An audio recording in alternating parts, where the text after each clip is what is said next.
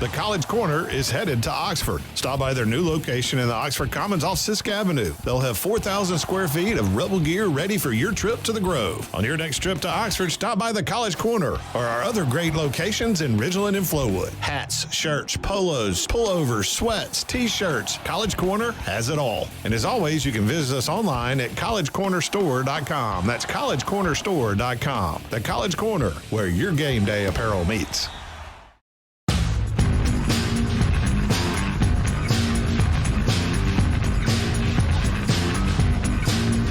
I've been drinking money water, sleeping in a hollow log.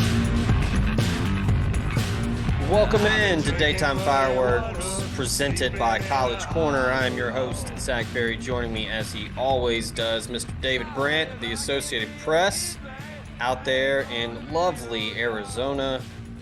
David, I don't know if you've heard, I'm sure you have, from family members and just the internet. It's been pretty brutal over here in the southeast, but the snow and ice is starting to dissipate, and the kids are back in school, thank God. But welcome in. How we doing? Doing well. I heard, my folks were telling me in Jackson about 4 or 5 days ago, it got down to 9 degrees, which I don't think it ever got that cold in the years I lived there. So yeah, folks are freezing. Here in Arizona, we're dealing with rough weather. It's 62 and drizzling. So yeah. we're I really told my roughing wife it here. Yeah, so I noticed the other night after the kids were down, we're just watching TV, hanging out, and I looked up and I was like, oh, the fireplace isn't on. It was the first time in 9 days that we didn't just have the fireplace on all day. And Sure. I was like, well, it did get up to 30, 36 today. It's all Wow. relative. What an insane statement. Yes. I'll tell you one thing that is not cold, and that is Ole Miss football, as we have discussed. You are a master of transitions. I just wanted to throw that out there. Yeah, that was a little touch and go there for a minute, but yeah, so Ole Miss 11 wins, Peach Bowl, dominant finish to the season. Now more headlines, or as Lane Kiffin would say, rat poison. We have some early Heisman odds that have been released. FanDuel put out some updated odds earlier this week, and we've got some easy ones up there, and then we've got some interesting ones. I think the easy one up top, Quinn Ewers and Carson Beck, 2 quarterbacks. An interesting one at 3 is Dillon Gabriel. So I guess I should say the odds, David. Quinn Ewers is plus 750. So is Carson Beck. Dillon Gabriel's at plus 1,000. And then after that, we start to get into Ohio State quarterback Will Howard at plus 1,200, which You're going for the Flyers at that point. And Jalen Milroe right there with him at plus 1,200. This one to me is a real stretch. Nico, and I can never say his name. Alava, the quarterback at Tennessee, played in the bowl game. He's at he plus played 1,500. well in the bowl game. Yeah, He did play well, but top 10 Heisman odds going into your second year is a lot. But you go down the list, and then you got Jaxson Dart tied for 7th at plus 1,800. Going into year 3 in the offense, Lane Kiffin and the staff has done a tremendous job building around the returning core via the portal. They're working on adding some offensive linemen to protect Jaxson Dart and help them run the football now that Quinshon Judkins has left. But they've added Juice Wells at wide receiver, Trey Harris, Jordan Watkins, Caden Priest cornerback.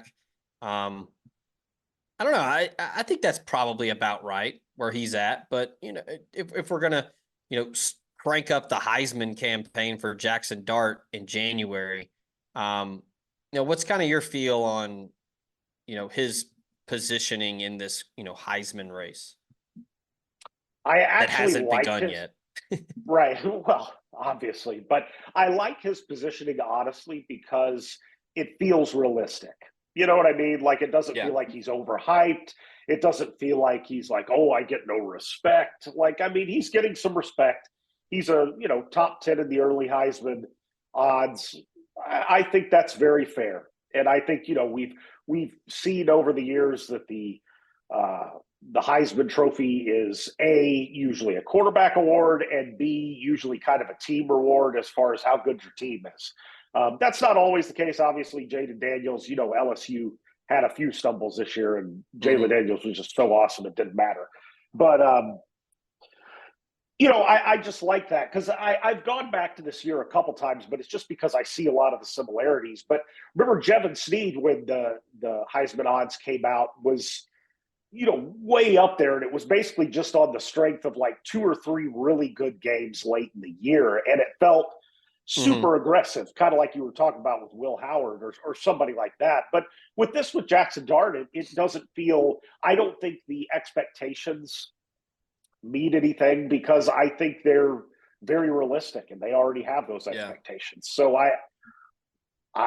that's a long-winded answer to say that I think it's about right, and I think it's realistic. And if Jaxson Dart, if Ole Miss has the kind of season that they think they will, or that they think they could, then there's a great chance that if Dart doesn't win the award, that he at least ends up in New York. One of the key components, typically for the Heisman winners, you got to win. You mentioned Jaden Daniels. Now LSU won; they still had a good year, but it wasn't 12-0, right. They just 11-1. were right. There were some losses. Yeah. The schedule though sets up nicely for Ole Miss to have a 10-2, 11-1 type season. You don't play Alabama, you don't play Auburn. Your 2 toughest games, in my opinion, are at home with Georgia and Oklahoma. You're on the road against LSU, which will be a tough one. It always is, but there's no Jane Daniels. I think a very underwhelming hires, I should say. They promoted 2 in-house guys to be co-OCs. I thought Brian Kelly would go and get a proven guy, or maybe go get Tommy Rees, who was his guy at Notre Dame, and Tommy Rees goes to the Browns to coach tight ends. So he promotes from within. So that doesn't, if I'm an LSU fan, that doesn't get me fired up to promote 2 position guys to co-OC. And I'm not sure if either one of them have ever done it before. Not saying they won't do a good job, but I don't think they've proven that they can do it. So I think 2024 we've talked about it on this podcast plenty. It sets up perfectly for Ole Miss to make that run to the college football playoff, right? Oh, I think so. And I think really for Jaxson Dart to win the award, they're going to have to, because I think Jaxson Dart's going to put up really good numbers, but I don't think it's going to be like Johnny Manziel, even Jaden Daniels type, just stupid, ridiculous numbers to where, like a guy like Lamar Jackson, or, that just has such awesome numbers that even if the team goes 8-4, you're still in the running. Like, I think that this is going to have to be at least partly a team reward. I think Jaxson Dart's going to have good numbers. He's always had good numbers, but I haven't seen, and I don't think Lane Kiffin wants to get into a situation where Jaxson Dart needs to throw for 450 yards a game. I just don't think it's going to be like one of those, just stupid numbers. I mean, like, I think when Ole Miss, as we've said over the years, when they're at their best, Jaxson Dart's throwing for 250, 300 yards. He's running for some touchdowns. He's got good numbers, but I just don't know. So I think for him specifically, I think that Ole Miss has to be very good. It has to be at least a 10-win season. Yeah, and I think Ole Miss, if you made me pick today, I would say 10-2 at least. I think that's the baseline. I certainly, I think that's the way they feel too. Yeah, lose to Georgia and then just lose an SEC game somewhere. But the point you made about Jane Daniels and playing on a team that lost 3 games, you go back and look at the guys that won it, that lost 3 games. You mentioned Lamar Jackson, which almost 5,000 yards of total offense. Yeah, I mean, he just had such amazing numbers, it didn't really matter. Yeah, second most of any Heisman winner all time, or at the time. Joe Burrow broke that with what he did, which was just absurd. But RG3 at Baylor, threw for, 4,000, ran for 600, almost 650. Ricky Williams in 98, which, I mean, he ran for over 2,000, 27 touchdowns. He set 21 NCAA records. He received 43% of first place votes. That's the highest percentage in Heisman history at the time. Bo Jackson in 85 on an 8-3 Auburn team. George Rogers at South Carolina. Jim Plunkett at Stanford. Steve Owens at Oklahoma. Going down, we're getting into the 50s here. I mean, Ernie Davis at Syracuse, Paul Hornung at Notre Dame, Vic Janowitz at Ohio State, and Jay Berwanger, who was the first Heisman winner. He was on a team that went 4-4. Yeah, I don't think Ole Miss is losing 3 games. Honestly, I think if Ole Miss loses 3 games, I think that means Jaxson Dart got hurt. Yeah, something has happened, I think, at that Yeah. point, like, and not good, what I say. Yeah. But yeah, I mean, what they've built around him in the portal, the defense, I mean, A+ off-season upgrades on defense with what they put on the defensive line. I think they've upgraded in the secondary, and that's not to say that they weren't good in the secondary this year. I think they just added some really good pieces in the secondary. And then I think the addition of Pooh Paul from Arkansas, who played a lot of football in the SEC, and then TJ Dudley played in the bowl game. He was, had to sit out. Clemson, 4-star guy, because he missed the deadline, got to play in the bowl game because it's the postseason, made some plays. He flashed on the field. So I think that linebacker room is going to be really good. And they're still trying to add at least 3 more, 2 on the offensive line, 1 on the defensive line. So I think even with the loss of Quinshon Judkins, they add Logan Diggs from LSU, Ulysses Bentley's back, and then they got a true sophomore in Kedrick Riscano that I think is going to really surprise some people. But yeah, I mean, it certainly sets up, if you want to prop up somebody, I think Jaxson Dart's the one to do to prop up for a Heisman race. Yeah. And I mean, you said it better than me going through all the positions. Like, if Jaxson Dart, if he does somehow, because it's going to have to be the reason why I think he's lower in the top 10 is because of the things we discussed. He's probably not going to put up just like super gaudy numbers. It's going to have to be a little more of a team award. And I think that Ole Miss is set up to be a very good team. So that puts him in that discussion. So I it's not often. Usually I look at these early lists and I'm like, that's dumb or that's overhyping somebody, but that's about right, at least for Jaxson Dart. Yeah, and I mean, like you said, when Ole Miss is at its best offensively, barring just a shootout or a game where, man, things are just really clicking, Dart's not asked to do a ton. Right. Ideally, Kiffin wants a balanced, attack. He wants to run the football, be physical, and use play action to make you pay and expose you. Excuse me, which is what they did in the Peach Bowl. They ran the football. Penn State's defense was pretty stout in that first half. They ran the ball just enough to get those safeties, staring in the backfield a little too long. They used some motion, some clever things with Priest Corn. But yeah, I think a balanced attack, he takes care of the football, and Ole Miss wins 10+, he'll be in the conversation because I think Ole Miss would be a top 5 team. And I just kind of thought about this. One thing that might help him without Judkins, I know they still have Ulysses Bentley and other people have come in. I still expect the running game to be good, but it could help Dart's numbers. And then I don't think that there will be as much pressure to, I don't know if pressure is the right word, but I think all year everybody, we were like, you need to feed Judkins. Like, he can do this, he can do that. You got to feed Judkins. Now there's really, feed Bentley, you've got to establish a running game, but I don't think there's any pressure necessarily to get a Judkins his 20 touches a game, his 100 yards a game. If Bentley does it or whoever does it, that's totally fine. But I think that maybe the team's offense leans slightly more now on Dart. Because, Judkins was an elite player. So we'll see. And they may have that again. I think running back is a spot where sometimes you could plug and play a little better than other spots. But we'll see. I mean, that could help Jaxson Dart's Heisman chances, just because even if he gets, if that averages out to 2 or 3 more opportunities a game, that's more numbers. That's more, whether that's running or throwing. So I think that probably helps. And yeah, the defense really getting a boost through the portal, get more stops, you get the ball back more. More time of possession, more chances at making a big, chunk play to Priest Corn or to Trey Harris or to, Juice Wells or whatever. I think I know it's January 23rd, and this is just what you do in the offseason. You have stuff to talk about and discuss, but yeah, I don't think it's far-fetched at all for Jaxson Dart to be in the top 10 of Heisman odds right now, because he's been a proven commodity for 2 years.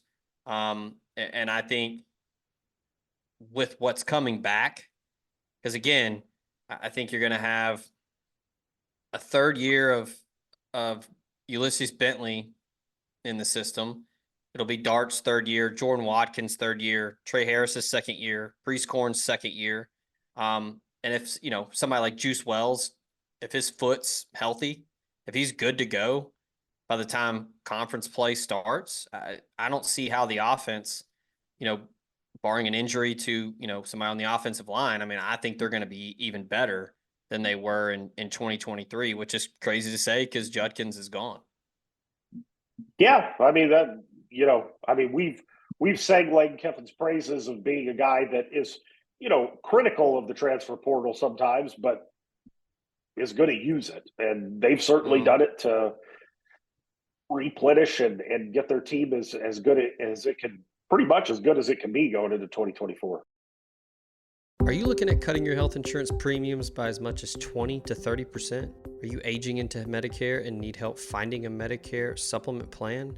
Call Drew Moak of USA Benefits Group at 601-953-8449. Drew is an Ole Miss grad located in Mississippi and licensed in 7 states. He works with the nation's second largest health insurance brokerage with access to 35 different carriers, and he can help you with any of your health insurance needs. From regular health plans to life insurance to dental and vision and even Medicare, he has it all covered. Now more than ever, it is critical to have a health insurance agent who is local and accessible. So call Drew Moak at 601-953-8449 and get your free quote today.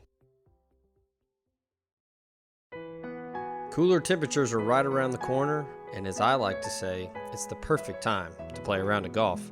And if you're looking for a premier golf course in Northwest Mississippi or the Memphis, Tennessee area, go to Cherokee Valley Golf Club in Olive Branch, 15 minutes from the Memphis International Airport.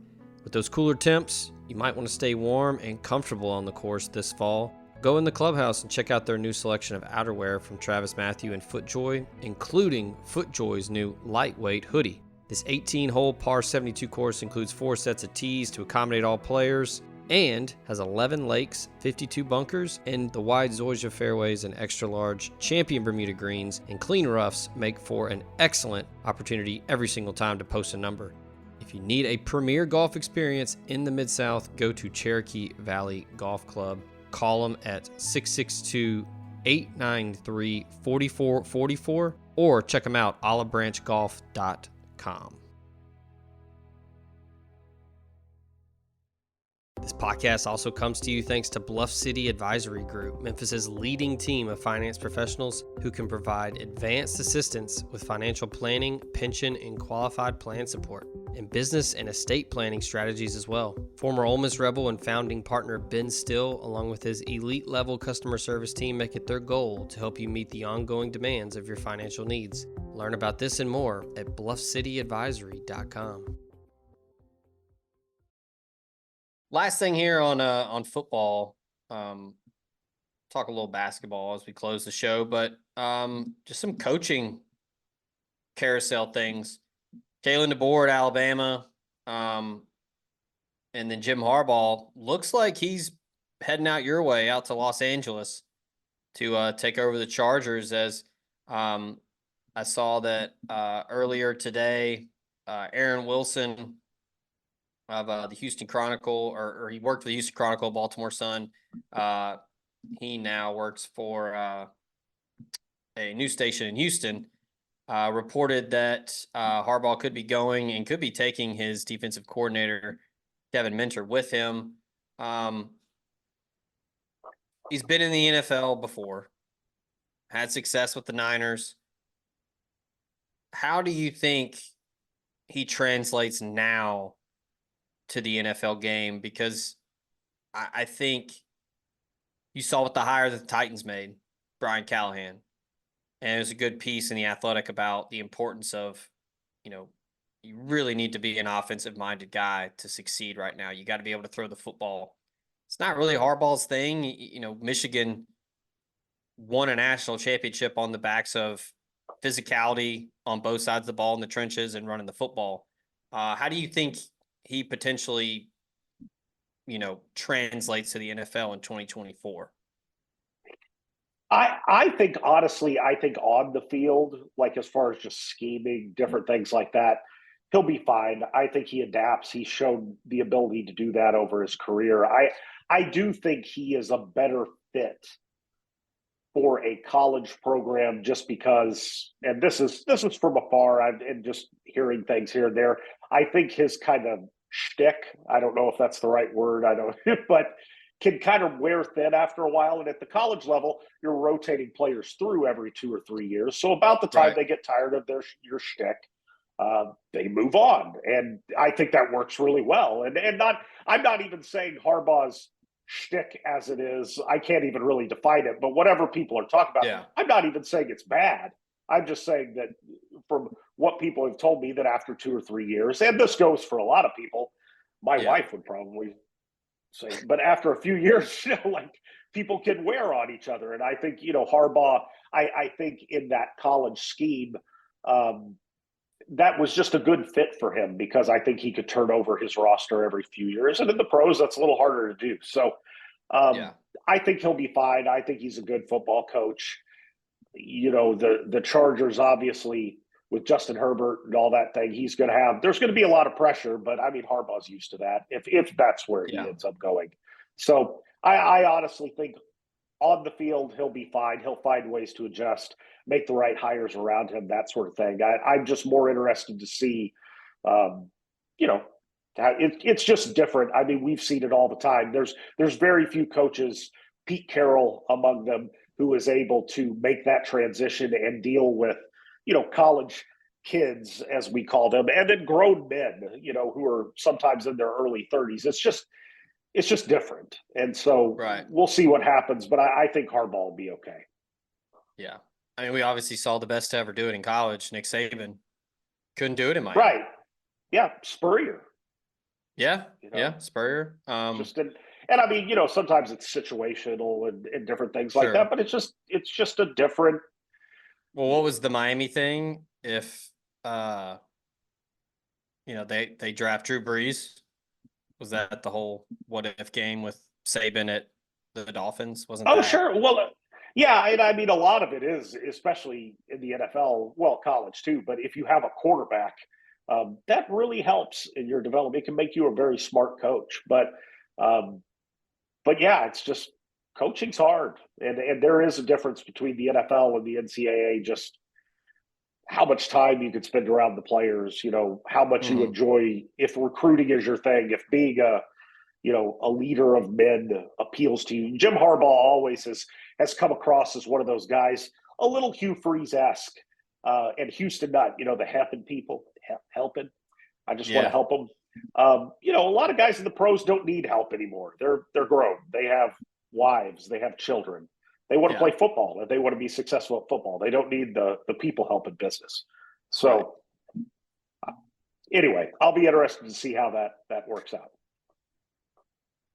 Speaking of how things will work out, Ole Miss basketball back at it Wednesday to take on a surprisingly struggling Arkansas team. I don't know much about them. Maybe there's some injuries. I don't know. Maybe they're just really young. But they take on Arkansas on Wednesday. But Ole Miss started out 13-0. At one point, they were one of 3 undefeated teams remaining in the country.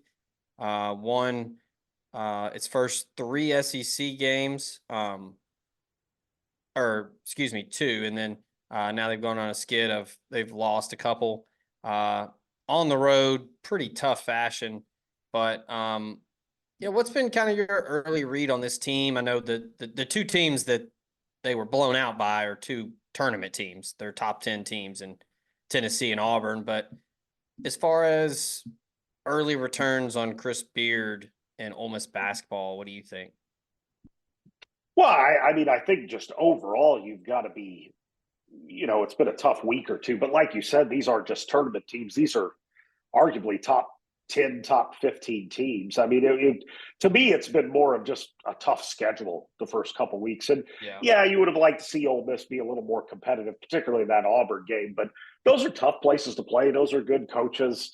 I think, basketball, sometimes because we talk about football all the time on here, we get in that football mentality where a loss or two is the end of the world. And it's just not in basketball. And so I'm interested to see how Ole Miss bounces back from this. And again, everybody probably on this podcast that listens thinks that I'm stuck probably in 2008, but this reminds me of the season that, if you'll remember, the second season of Andy Kennedy, Chris Warren was a freshman, and they started off conference play undefeated. They went 13-0 or 14-0 with like a big win over Clemson. And they were like number 19 in the country. It was very similar to this year. And then they go into conference play and they just couldn't get it done. They ended up going like 7-9, missing the NCAA tournament. They ended up it was that year that they advanced to the Final Four of the NIT and played Ohio State, I think, and lost or something like that. Costa Koufos, if you remember that guy. He played for the Grizzlies for a couple years. Yeah. And that season, it was a younger team, a younger coach in Andy Kennedy. I think if Kennedy had been a little more experienced at that time, maybe things are different. I'm hoping that, when I'm watching Chris Beard, if you're an Ole Miss fan, I would think you're hopeful that he is better equipped to pull them out of any sort of tailspin. To say 2-3 is a tailspin, especially with the teams they lost to, I wouldn't really say that. But are they able to recapture their mojo? And in that year with Chris Warren, because he was a freshman, they had a young team. They were just never able to do it. I think Chris Beard, just because of his experience, will be better equipped to allow them to do that. And I think it starts with obviously defending your home court with a struggling Arkansas team on Wednesday. I compare Beard a lot to Bruce Pearl. A little bit of a similar mantra with defense and defending. Kind of similar coaching styles. I think Beard's a little more reserved. Seeing him live for a game, I don't know how much you've watched or how much you've been able to see, but doesn't get up a lot. Sits on the bench, talks to his assistants. He calls plays, barks out orders, but he's not up stomping around on the floor, running up and down the baseline, yelling at officials. He's pretty reserved. Bruce Pearl's a little different there, but I compare them because I think a lot of people thought Bruce Pearl, he's going to Auburn. Like, it's just a reset after Tennessee. He'll only be there for a couple of years and then he'll go to a bigger job. And now you look up and he's been there a decade. His first 3 seasons, 15-20, 11-20, then 6-14, which they had some games vacated, whatever. Wikipedia's throwing me off here, but that fourth year, 26-8, they go to the round of 32, and then 30-10 the next year, go to the Final Four. Not saying that's what Ole Miss is going to do, but I think both are great basketball coaches, great recruiters, and even though Pearl's done it at different spots longer, I do think you can consider Beard a program builder. Everybody that I've talked to, whether it's, Jeff Goodman or any other person around basketball, college basketball, they say the same thing about Beard, is that he's a builder. Like he takes pride in building his own brand, his culture. And I don't know. I know some people expect him to bounce whenever a big job opens up, but I think kind of similar to what we talk about with Kiffin all the time, it's got to be the right big job. Yeah, I mean, there's no question. There's some blue bloods that he would be crazy not to go to, but I think Ole Miss has upped its game, even like we talked about in the past 10 years. It's not poor old Ole Miss anymore. It's they've got a beautiful basketball facility now. Obviously, they've built that program to where it's not on the level of football or baseball or anything like that, but it's you can win at Ole Miss, you can go to NCAA tournaments. And to your point on Bruce Pearl, I think there's just a handful of coaches out there that can just simply coach ball, and it really doesn't matter where they go. Bruce Pearl did it everywhere. I've mentioned on this story before when I was a college freshman playing baseball, and we were bored on a road trip playing Southern Indiana. We went to a basketball game that night, and Bruce Pearl was the coach of Southern Indiana. And guess what? They were awesome because he can coach won it all in '95. Right. And then he goes to Wisconsin, Milwaukee. Guess what? They were really good because he can coach ball. And then he goes to Tennessee, where they were good because he can coach ball. Same thing with Chris Beard. I just think that, there's certain guys that, are better fits for different types of programs. I think Chris Beard is a pretty good fit for just about any type of program. And I really like the idea that he came from a place like, a Texas Tech, where, I mean, no disrespect to Texas Tech, but resources aren't necessarily their strength either. And so I think that was a good fit culturally. And then Chris Beard can just coach basketball. And I think that's very similar to, when we're talking about somebody like Bruce Pearl. Speaking of people who can coach basketball, you've been watching the McNeese Cowboys? I can't say that I have, David. You know who their coach is. I know who he is. You know who their coach is. It's funny. I was at a bar last night, and the TV was on, and it was McNeese against like Texas A&M Corpus Christi or something like that. I was like, why is this game on TV? And then I noticed McNeese was 17-2 or something like that. I was like, wow, look at the count. Good for them. And then I started researching. I was like, Will Wade. Oh my gosh. But love him, or as most people don't love him, he coached basketball. Yeah. I mean, look, it's like what we said about DeBoer. And when I talked with the Alabama folks at On3 and talked to my friends that, went to Alabama or had a buddy that played for Nick Saban. And I was like, look, man, the guy just wins. You can't worry about where he's from or where he coached. And, Washington's a legitimate job, but, he's from South Dakota, or who cares? Like, all he does is he's already proven he could go out of his area and win. Because I do think that's important, especially for some of those upper Midwest guys that like recruit that area really big. Can you go out of the South Dakota, Minnesota, North Dakota, Nebraska area and win? He's already done it. I mean, he went to Fresno State and was really good. And then he went to Washington and was really good. It may not work out just because sometimes things don't work out, but I have no reason to believe. Kalen DeBoer has shown me nothing. I think he's one of those guys that can just coach ball, and it doesn't matter where he's at. Now, Alabama, the one thing about that is he going to win at a level, because he's going to have to win at a ridiculous level almost immediately. Yeah, yeah. And so you go 9-3 at Bama, they're going to hate you.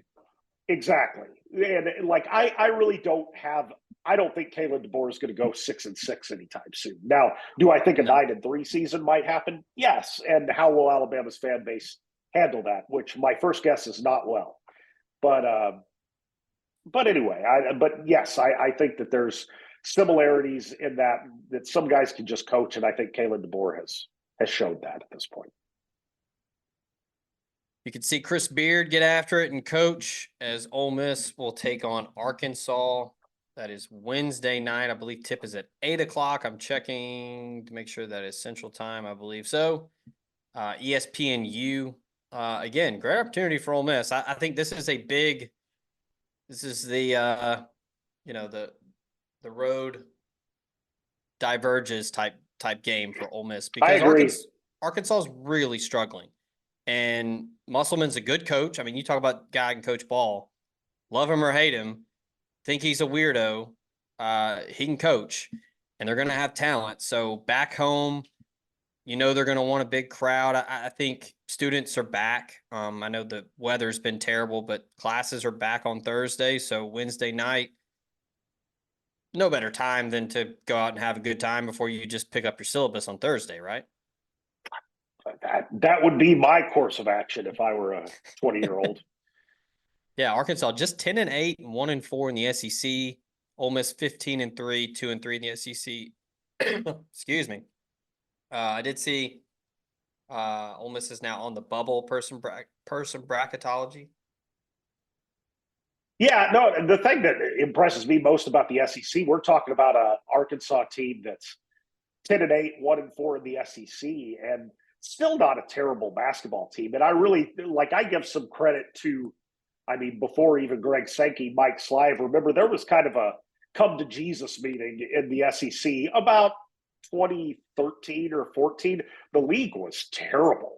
The league was absolutely awful. And it was essentially Kentucky, Florida, and then the rest of it was like the Sun Belt or something like that. I mean, and Ole Miss was like okay in those years, but they struggled to make the NCAA tournament. And I really think the management of the SEC, whether the leadership, really made it a priority to get better coaches, in some cases get better facilities, and really make basketball a priority. And now I just looked at real-time RPI, and it's the top-ranked conference in the country. And so it's impressive to see when the SEC wants to do something and really puts their resources behind it. They're pretty good at doing stuff. And so I think it's been a process, but I think the SEC is no more just like, John Calipari's like personal little playground. It's a lot more than that now. Yeah, it's fun. It's balanced. I guess it's good because it can be a little top heavy at times, but it's still night in, night out. It's good basketball. If you're in Oxford for the game, like I said, 8 p.m. tip, make sure to swing by College Corner over on Sisk Avenue. If I can get this ad read out before I cough again. Go over there. The new space is great. Scott and the folks over there have done a phenomenal job.